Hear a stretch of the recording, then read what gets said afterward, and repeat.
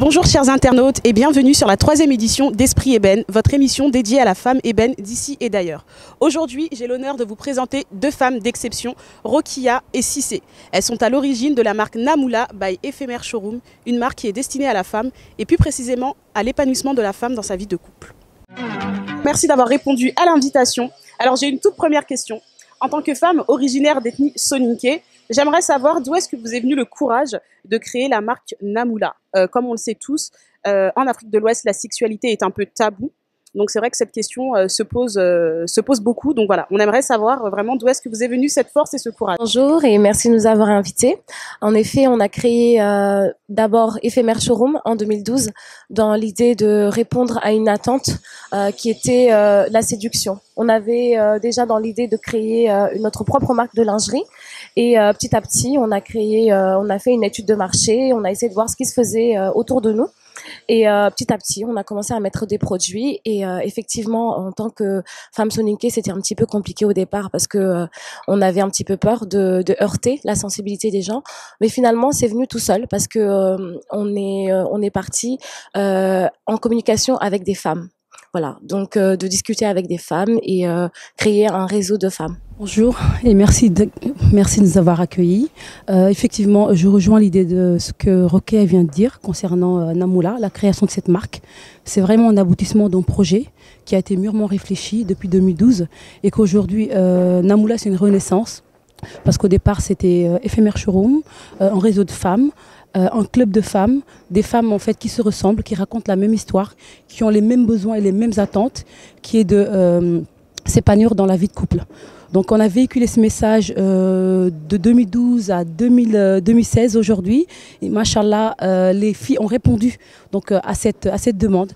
Les femmes ont répondu à ce cri d'appel parce qu'il y a pas mal de choses qui se passent dans la vie de couple. Et finalement, on s'est retrouvés dans le même cocon, le même sens d'intérêt. Et c'est ça qui a fait qu'aujourd'hui, le message est passé. Et ça a donné naissance à Namoula, en soninké qui veut dire je t'aime. Donc le je t'aime, c'est un mot, on va dire c'est quelque chose dont tout le monde a besoin, que ce soit dans la vie de couple, dans la vie quotidienne, de manière très générale. Voilà. Et Namoula, ça veut dire je t'aime en soninké, qui est notre langue maternelle. Donc, merci pour ces précisions. Ensuite, moi, tout de suite, me vient une deuxième question. Vous êtes beaucoup exposé sur les réseaux sociaux, mais paradoxalement aussi, il y a beaucoup d'hommes qui vous suivent. Donc, comment est-ce que vous expliquez le fait qu'il y ait des hommes qui suivent ce que vous faites, puisqu'on le sait aussi, votre but premier était surtout de toucher la jante féminine. Donc, d'où est-ce que ça vient? Comment est-ce que des hommes peuvent se sentir concernés par ce que vous faites? Effectivement, nous devons tout aux réseaux sociaux, parce qu'en 2012, pour la concrétisation de notre projet, on a créé la page Facebook, c'était un groupe privé, 100% femmes, où on a essayé de créer notre réseau. Un réseau de femmes dont le but était vraiment de sensibiliser la communauté africaine, pour la plupart, contre l'utilisation des produits aphrodisiaques qui sont vendus de façon locale et qui ne respectent pas de normes, qui ne sont pas testés cliniquement ni dermatologiquement. C'est là où ça a commencé le réseau en 2012. Donc on a été sur Facebook, au fur et à mesure sur Instagram et sur YouTube. Donc on doit tout aujourd'hui aux réseaux sociaux parce que c'est une dynamique, c'est vraiment une possibilité de pouvoir communiquer naturellement. Après, ce climat de confiance a été créé parce que c'est un groupe de femmes. Donc c'est vrai que votre question elle est pertinente. Vous allez vous dire oui, c'est des femmes et ils communiquent avec des femmes. Comment ça se fait que les hommes ils sont introduits sur la page? Parce que nous, on évolue en fonction des demandes. Quand on dit qu'on propose une solution, il faut vraiment étudier l'ensemble. On ne peut pas conseiller les femmes et laisser les hommes de côté. Et la chance qu'on a eue, nous sommes des femmes, c'est plus facile effectivement de communiquer avec des femmes. D'accord, c'est ça qui a fait qu'on a créé ce climat de confiance. On a tissé des liens avec ces femmes qui nous comprennent et que nous aussi on les comprend. Alors pour les hommes, ce qui s'est passé à un moment donné, on a essayé de recenser tous les messages de ces femmes-là, les cris d'appel de ces femmes-là. On a abordé des sujets tabous, on va dire, sur le mariage forcé, l'excision, sur pas mal de choses en fait, qui sont ancrées dans la communauté africaine. Après, pour pouvoir véhiculer et parler à ces hommes-là, on s'est mis sur YouTube, on a créé un compte sur YouTube, on s'est dit, ok, à moi, pourquoi on ne ferait pas des vidéos pour parler à ces hommes. On a parlé du romantisme, donc c'est la première vidéo qui nous a vraiment... voilà, qui nous a fait le plus connaître, surtout la communauté soniquée. Donc on a fait une vidéo en soniqué, en français, on a fait une vidéo aussi en wolof, et on a vu, on a eu plus de retours en fait des hommes concernant cette vidéo-là, qui aujourd'hui sont, on va dire, nos premiers fans, on va dire. Les femmes, effectivement, elles sont là. On les conseille, on est médiatrice, on communique avec elles, mais les premiers fans, on va dire, c'est les hommes. D'accord, très bien. Encore merci pour ces précisions. Et moi, ce qui me vient aussi à l'esprit, vous venez à l'instant de parler de ce qui est mariage forcé, excision, etc. Donc, de par ce que vous faites et de par les femmes que vous avez rencontrées au cours de votre expérience, comment est-ce que vous vous situez par rapport à ça? Quel est le meilleur conseil que vous pouvez, par exemple, donner à des femmes qui auraient subi ce genre de pratique aujourd'hui en termes de conseils et en termes de confiance? Parce que ces femmes-là aussi, il faut qu'elles reprennent confiance en elles.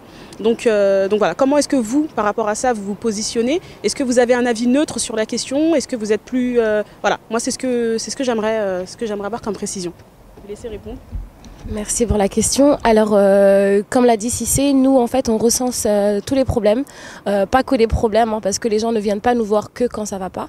En effet, c'est vrai que dans notre société, dans notre communauté, il y a pas mal de choses dont on parle pas, telles que l'excision, le manque de plaisir, enfin, il y a beaucoup de choses qu'on indexe, et nous justement on est là pour répondre à ces femmes, on est là aussi pour leur apporter des solutions. C'est pour ça qu'on propose des paniers, des coffrets en fonction de chaque moment de la vie de femme, que ce soit pour son mariage, que ce soit après son accouchement.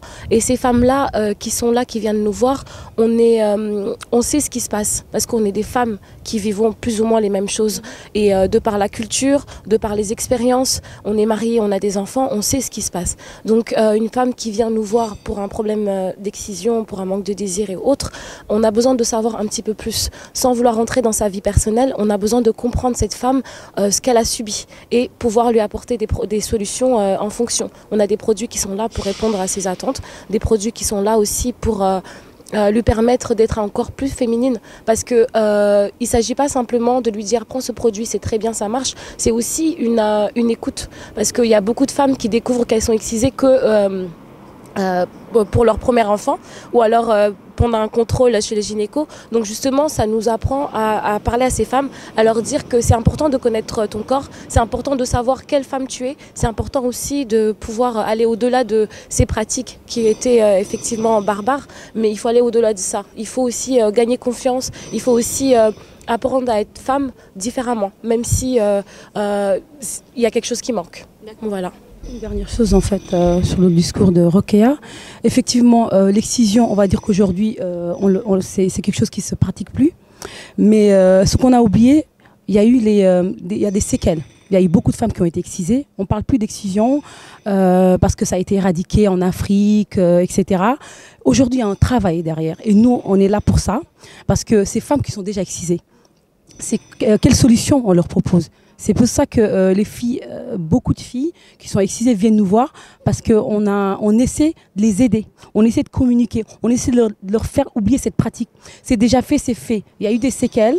Ces séquelles, c'est quoi? Donc déjà, de par la prématurité d'une éducation sexuelle, hein, mais aussi du manque de plaisir qui forcément a été par rapport à l'excision. Donc aujourd'hui, on explique aux femmes apprendre à mieux connaître leur corps. Parce qu'une femme qui est excisée a besoin aussi de connaître son corps, de savoir c'est quoi la sexualité.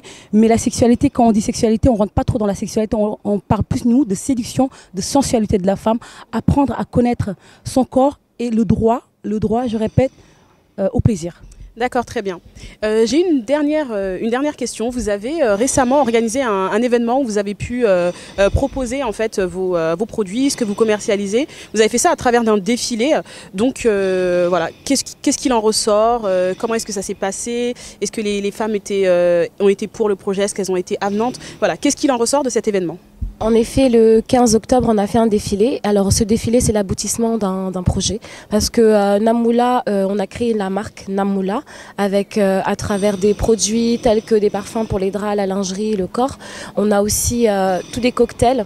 Et on a créé la marque Namoula avec le défilé. Donc, c'est la lingerie tradichic. Voilà, il y a des pagnes avec la dentelle. En fait, l'idée, c'est de revisiter les choses qu'on a de nos mamans, de nos grands-mères et les moderniser. Voilà, donc en fait c'est une séduction qui est sans frontières. Et les femmes ont aimé ce défilé. Pourquoi? Parce qu'elles se sont retrouvées dans cette défilé, à travers la collection. Que ce soit par les matières qui sont de la Mauritanie ou alors du Sénégal ou d'autres pays, avec des encens, des cocktails venus d'ici et d'ailleurs. Voilà, donc la collection ça a été vraiment un succès en tout cas, parce que les femmes, ça leur a donné l'occasion de voir autre chose que ce qu'elles avaient l'habitude de voir. On a revisité notre africanité, parce qu'aujourd'hui, je pense que c'est important de savoir d'où on vient pour pouvoir mieux avancer. Parce qu'on a beau être en France, on a beau être dans une culture occidentale, c'est aussi important d'avoir ces traditions, d'aimer le tchouraï, même si forcément je suis née ici en France et que mon mari vient d'ailleurs, comme on dit, vient du bled, c'est important aussi de lui montrer que je peux quand même t'apporter quelque chose dans la séduction que tu aimes et le revisiter à ma sauce. Voilà. Vous l'avez dit. Est-ce que Namoula a des barrières? Est-ce que Namoula a des limites en termes de séduction? C'est vrai que vous mettez beaucoup de produits en avant qui sont destinés en fait à pimenter entre guillemets la vie sexuelle dans un couple. Donc est-ce que Namoula a des barrières? Est-ce que Namoula peut se limiter à certaines choses? En effet, oui, Namoula a des barrières parce que Namoula est avant tout, elle a une culture, parce que nous sommes deux femmes issues d'une culture musulmane et soniquée. Donc on rentre jamais dans l'intimité des couples. On est là simplement pour conseiller et après le conseil, on s'arrête là. On va venir que les gens, quand on les invite à rentrer dans leur, entre guillemets, dans leur couple, c'est là où on s'arrête. Et Namoula n'est pas là pour s'immiscer dans la vie de couple des personnes, mais simplement donner des conseils qui vont toujours pimenter leur vie de couple. Il y a des femmes qui viennent dans un état pas possible, qui viennent pour quel que soit le problème, que ce soit pour l'excision, que ce soit une deuxième femme, une coépouse, quel que soit le problème qu'elle a, nous, notre limite s'arrête à partir du moment où l'intimité de la personne n'est pas engagée. Voilà. Effectivement, Namoula a des limites par rapport à tous nos produits déjà. Nous vendons effectivement des produits qui sont testés cliniquement. Nous vendons des cosmétiques érotiques, mais il y a une belle sélection qui se fait parce que nous ne vendons pas certains sextoys. Voilà, donc parce que nous respectons les règles d'éthique par rapport déjà à la religion, par rapport aux valeurs, à nos valeurs. Donc c'est ça en fait la force de Namoula. Malgré on est dans un pays moderne, nous sommes des jeunes, nous avons fait nos études, mais nous respectons l'éthique, nous respectons les valeurs et c'est ça qui fait notre marque de fabrique. Je vous remercie en tout cas pour toutes ces précisions. Et pour avoir un petit mot de la fin, moi j'aimerais savoir si vous avez un message à faire passer à nos auditeurs qui nous écoutent aujourd'hui. Donc savoir le message que vous voulez faire passer à toutes les femmes, voire même les hommes, hein, puisque visiblement vous êtes aussi suivis par des hommes. Donc si vous avez un message à faire passer, quel serait-il ? Alors en gros, le message qu'on aimerait bien faire passer, c'est que dire aux femmes et dire aux hommes aussi que la vie de couple doit être considérée comme la météo. Tantôt il fait beau, tantôt orageux ou parfois ensoleillé. Le plus important, c'est pouvoir s'habiller en fonction du temps. Donc ça veut dire quoi ? Ça veut dire que la vie de couple, c'est pas si facile. C'est quelque chose en fait qui peut être difficile par moment, mais aussi qui peut être vraiment où on peut passer de très bons moments. Donc il faut que la vie de couple soit en art. Nous, on ne parle pas de sexualité, on parle beaucoup plus de sensualité, de séduction. Ce qui est important, c'est quoi? C'est que Namoula, elle est là, nous sommes là, Rokhaya et moi. On n'est pas là pour déraciner ni enraciner. Ce qu'on fait, c'est quoi? Enlever les mauvaises herbes qui se trouvent autour. Voilà. Donc la vie de couple, chez nous, est considérée comme une philosophie. C'est un art de vivre. Et quand on parle d'art, en fait, ça dépend comment on perçoit. Voilà. Donc ça se reflète déjà dans un premier temps par la confidentialité qu'on a réussi, la confiance qu'on a réussi à instaurer. Et comment? Par notre offre de produits.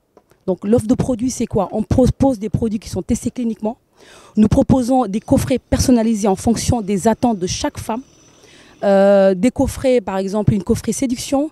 Vous imaginez un coffret libido, Donc chaque femme qui vient nous voir, c'est pas le produit qu'on met en avant, mais c'est vraiment l'effet escompté, le résultat que ce produit peut vous procurer. Après, il y a l'offre de service et qui a fait qu'aujourd'hui, nous avons une relation de proximité. Grâce à quoi? Grâce aux événements qu'on fait. On fait des ventes privées, on se déplace, on essaie d'aller à l'étranger. On était au Sénégal, donc on a fait une vente privée, on fait parler de nous. On va à Mantes-la-Jolie, on est sur la région parisienne. Voilà, donc c'est ça qui a fait que, en gros, chez Namoula, notre point fort, c'est le savoir-faire, la relation de confiance et de proximité. Voilà. Tout à fait, Cissé, tu as tout dit, hein. C'est exactement ça, c'est ça. La Namoula attitude, il faut l'adopter tous les jours. C'est une séduction qui est sans frontières et une sensualité sans faille. Très bien. Alors je tiens à remercier nos invités pour ces réponses, pour cet échange qui a été très intéressant pour nos auditeurs et pour ma part d'ailleurs aussi a été vraiment très intéressant et très constructif. Donc merci et j'espère vous revoir très bientôt. Merci à toute l'équipe ADN et moi je vous dis à très vite pour un prochain numéro.